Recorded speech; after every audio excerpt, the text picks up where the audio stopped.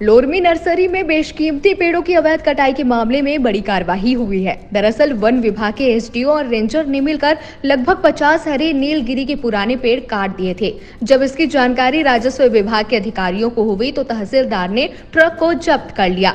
जब वन विभाग के जिम्मेदार अधिकारी से पेड़ काटने की अनुमति के बारे में जानकारी ली गई तो विभाग के जिम्मेदार अधिकारी कहने लगे कि हमने राजस्व विभाग को आवेदन दिया था, लेकिन अनुमति नहीं मिली थी। जानमान को देखते हुए हमने पेड़ की कटाई की है, जबकि नर्सरी राजस्व विभाग की जमीन है। पेड़ की कटाई के पहले राजस्व अनुविभागीय अधिकारी से अनुमति जरूरी थी, लेकिन उन्होंने अनुमति लेना भी उचित नहीं समझा और विभाग के एसडीओ और रेंजर ने मिलकर हरे 50 नंग पेड़ों की अवैध कटाई कर डाली।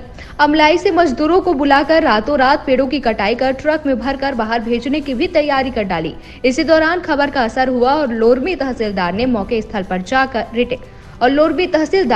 पर ही स्थल में जाकर कार्रवाई की और ट्रक को जब्त कर लिया। अब देखना यह है कि क्या विभाग के जिम्मेदार अधिकारी के ऊपर कार्रवाई होगी या खाना पूर्ति कर छोटे कर्मचारियों को बलि का बकरा बनाया जाएगा।